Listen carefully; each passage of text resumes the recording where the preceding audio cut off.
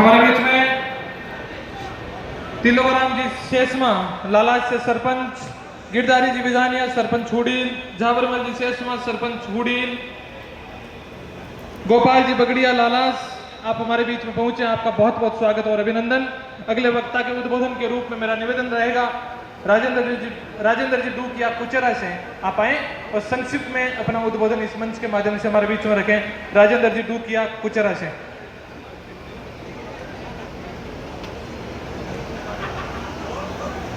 बोलिए वीर तेजाजी महाराज की।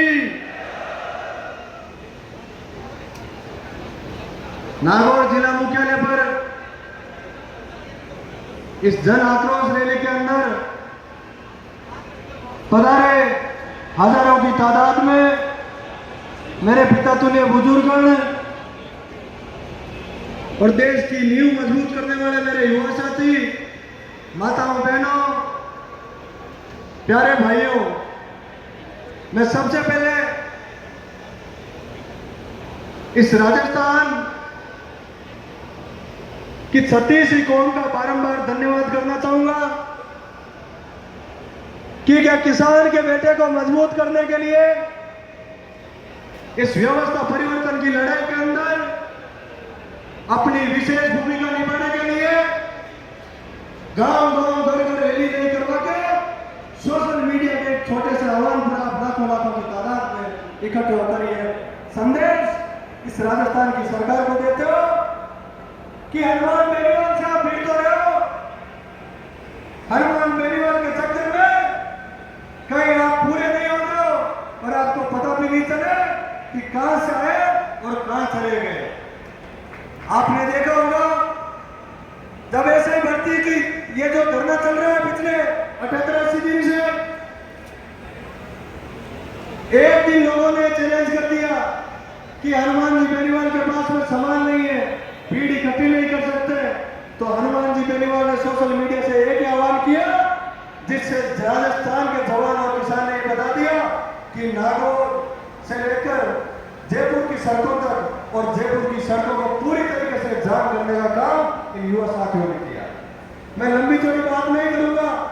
इस व्यवस्था परिवर्तन की लड़ाई के अंदर हमारे विशेष मुद्दे कि राजस्थान के अंदर ये कौन सा गुंडा राज चल रहा है और विशेषकर नागौर के अंदर ये जो भूमाफिया बन गए, नागौर के अंदर जो गुंडागर्दी चल रही है।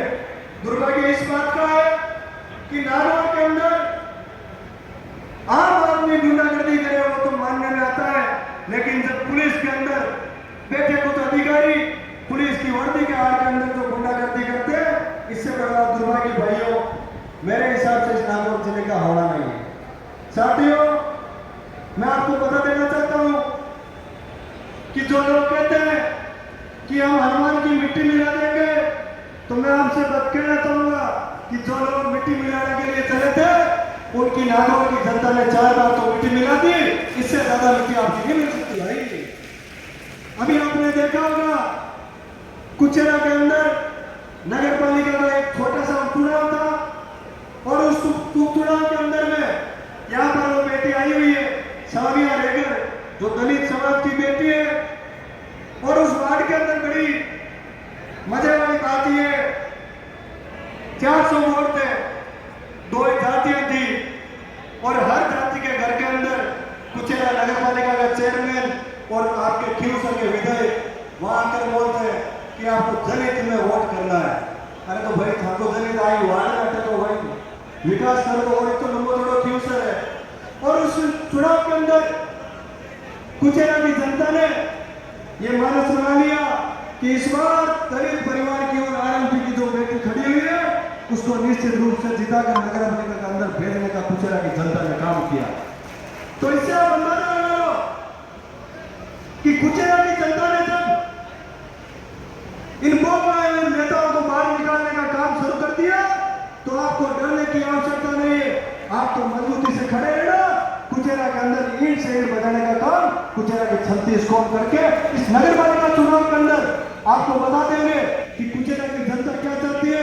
उसके बाद में सारा काम आप लोगों का रहेगा, व्यवस्था परिवर्तन आप लोगों को करना पड़ेगा। ना तो आपको किसी से डरने की आवश्यकता है, ना किसी से घबराने की आवश्यकता है।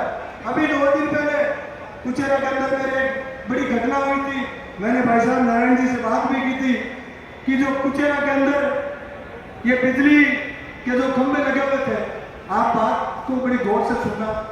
बिरलोका का राव समाज का लड़का और बाइक से जब अपने घर जाता है, गलती से उससे खंभे के बाइक से टक्कर लग जाती है और खंभा सीधा का सीधा उस युवक के ऊपर गिर जाता है और उसकी मौके पर मौत हो जाती है।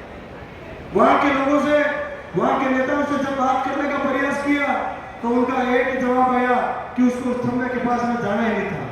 बड़ा दुर्भाग्य है कि जो नेता राजस्थान बदलने की बात कर रहे हैं, अरे उनसे हमारा कुचेरा नहीं बदल रहा, जब राजस्थान का बदलोगे मेरे भाई, कुचेरा बदल के दिखा देना, हम आपको मान लेंगे कि आप राजस्थान बदल सकते हो। आप सब यहाँ पता है, आप सबका बहुत बहुत धन्यवाद। हमेशा आपके लिए लड़ाई लड़ेंगे, छत्तीस कौम के लिए काम करेंगे, आपके साथ में रहेंगे। बहुत बहुत धन्यवाद। जय हिंद, जय भारत, राम राम साहब। Thank you.